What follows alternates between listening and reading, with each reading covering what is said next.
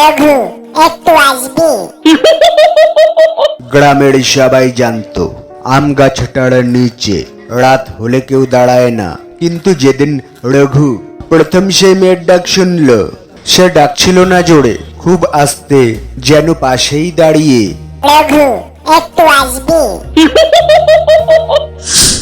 পরের দিন সকালে রঘুর দেহটা পাওয়া গেল আম গাছটার গোড়ায়, চোখ দুটো খোলা আর মুখে এমন হাসি যেন কেউকে দেখে খুব খুশি হয়েছে।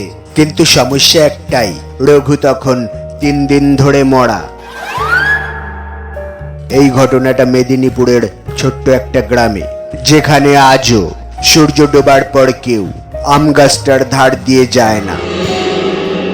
রঘুর মৃত্যুর পর পুরো গ্রাম স্তব্ধ হয়ে গিয়েছিল, কারণ রঘু একা না, তার আগের মাসে ঠিক এভাবেই মারা গিয়েছিল 2 জন, হরেন আর ছোটু। 3 জনের দেহই পাওয়া গিয়েছিল আম গাছটার গোড়ায়, চোখ খোলা, মুখে সেই অদ্ভুত শান্ত হাসি। আর 3 জনই মরার আগে এক কথা বলেছিল, রাতে একটা মেয়ে নাম ধরে ডাকছিল। গ্রামের বুড়োরা তখন মুখ চাওয়াচাই করলো।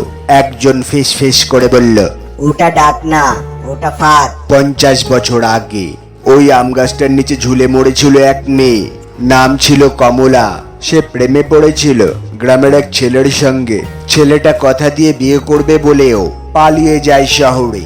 অপমান লজ্জায় একা একা সে নিজের ওড়নায় গলায় ফাঁস দেয় ওই আম গাছেই।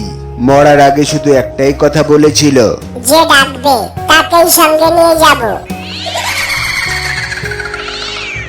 তারপর থেকে রাতে যারা একা ফিরতো তারাই শুনতো, একটু এসো না, খুব একা লাগছে। কণ্ঠটা এত মিষ্টি, এত আপন, যেন নিজের কেউ ডাকছে। যে ঘুরে তাকাতো সে আর ফিরে আসতো না। সব লাশের পায়ের ছাপ ছিল আম গাছের দিকে, কিন্তু গাছ থেকে ফেরার কোনো পায়ের ছাপ ছিল না। রঘুর মৃত্যুর 1 সপ্তাহ পরে গ্রামে এলো রঘুর মামাতো ভাই সুমন। সে শহরে থাকে, ভূত প্রেত বিশ্বাস করে না। সব শুনে সে বলল, আজ রাতে আমি নিজেই আম গাছটার নিচে যাব, দেখি কে ডাকে। গ্রামের সবাই যেতে মানা করলো। বুড়ো কাকা শুধু বলল, ডাক শুনলে ঘুরবি না বাবা, একদম না। রাত 12টা, চারিদিক নিস্তব্ধ। ঝিঝি পোকার শব্দ পর্যন্ত থেমে গেছে। সুমন দাঁড়িয়ে আছে আম গাছটার নিচে। হঠাৎ সুমন!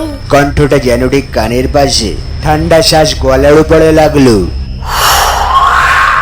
সে দাঁতে দাঁত চেপে সামনের দিকে তাকিয়ে রইল। আবার সেই ডাক, একটু তাকাও না, আমি কাঁদছি।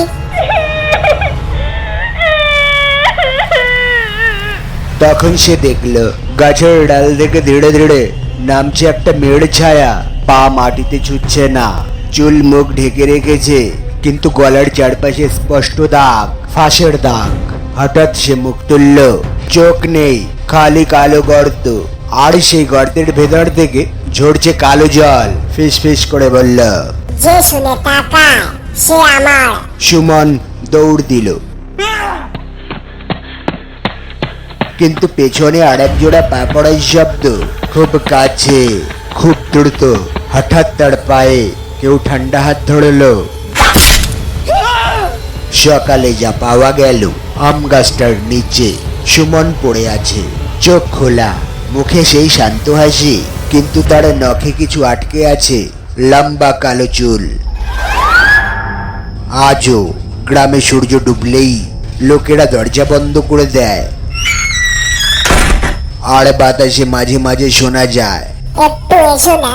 যদি কোনো রাতে গাছের নিচের থেকে তোমার নাম ধরে কেউ ডাকে, কখনো ঘুরে তাকিও না, কারণ ডাকে মানুষ না, ডাকে সে যে একা মরেছিল।